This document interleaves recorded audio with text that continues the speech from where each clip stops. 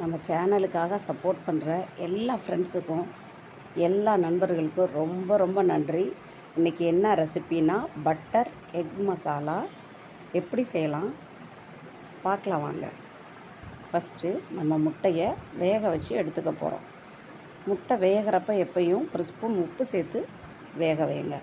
அப்போ முட்டை உடையாமல் உள்ளே உள்ள கருவெல்லாம் வெளியில் வராமல் நல்லா நம்மளுக்கு முழுன்னு ரவுண்டாக அழகாக கிடைக்கும் முட்டை.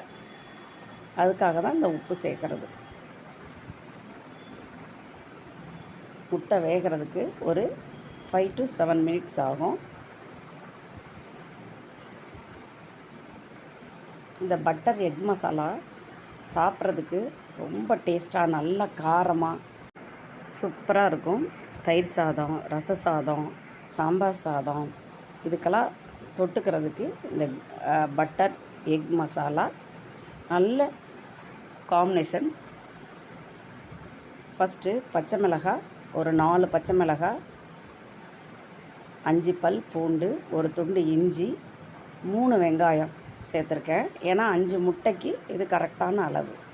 இதை நம்ம நைஸாக மிக்சியில் அடித்து எடுத்துக்கலாம். இதோட உப்பு சேர்த்து அடிச்சுக்கலாம்.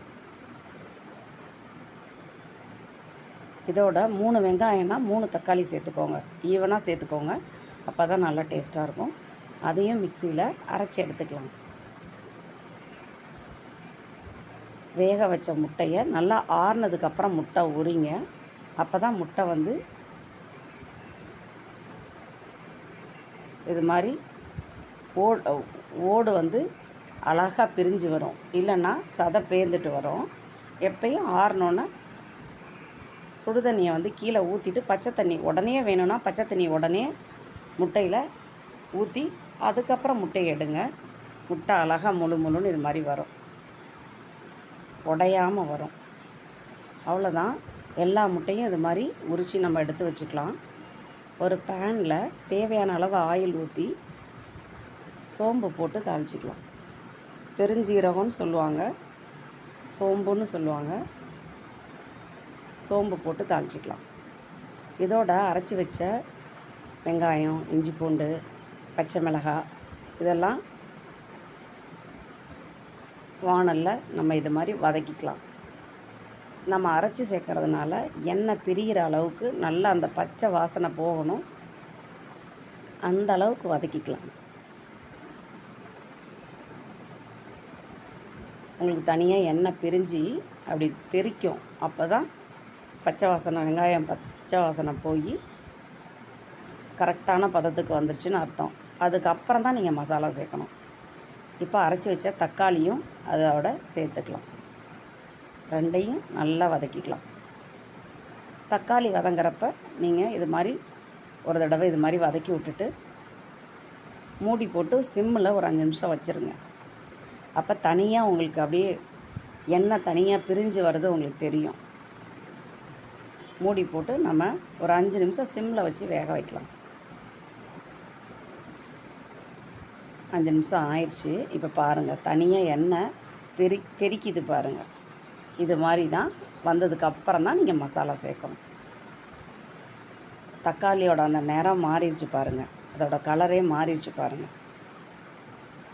நம்மளுக்கு தெரியும் நம்ம இந்த எப்படி ஃபஸ்ட்டு நம்ம ஊற்றுறப்ப என்ன கலரில் இருந்துச்சு. ஏன்னா நீங்கள் பச்சை வாடையோடு செஞ்சிங்கன்னா நல்லாவே இருக்காது ஃப்ரெண்ட்ஸ். அது மாதிரி பண்ணிடாதீங்க.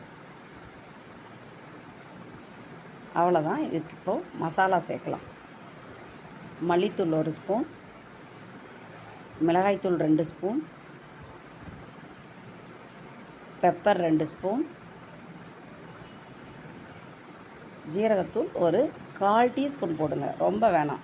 மஞ்சத்தூள் தேவையான அளவு சேர்த்து எல்லாத்தையும் நல்லா இது மாதிரி ஒரு பிரட்டிக்கோங்க.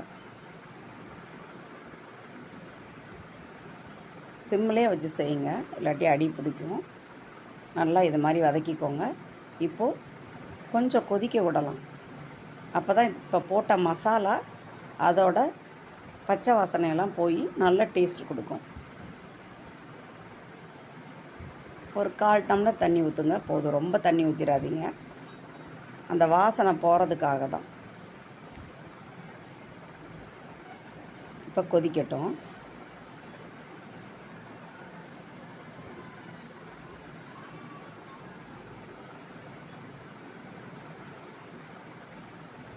காரம் வேணும்னா பெப்பர் கொஞ்சம் உண்டனா சேர்த்துக்கோங்க.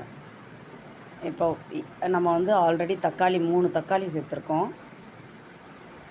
அதனால் கொஞ்சம் காரம் இன்னும் கொஞ்சம் கூடுதலாக வேணும்னா நீங்கள் பெப்பர் கூடுதலாக சேர்த்துக்கோங்க. பெப்பர் சேர்க்க சேர்க்க நல்ல டேஸ்ட்டு கொடுக்கும்.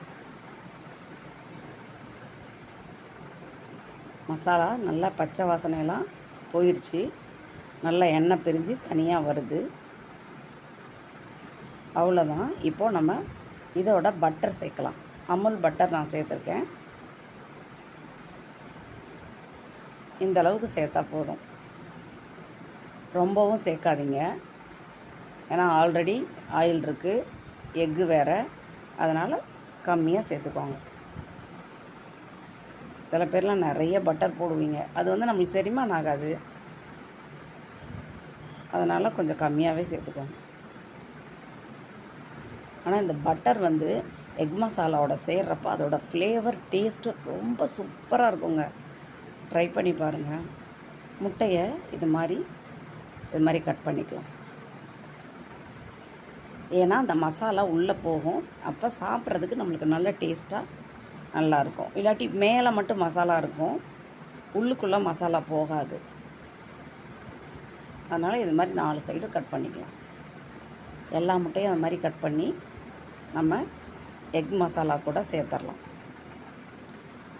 முட்டை உடையாத அளவுக்கு மெதுவாக பிரட்டி விடுங்க. ஏன்னா கட் பண்ணியிருக்கிறதுனால முட்டை பிரியறதுக்கு வாய்ப்பு இருக்குது. அதனால் மெதுவாக மசாலாவோடு சேருங்க. ஃபைனலாக கொத்தமல்லி தூவிக்கலாம்.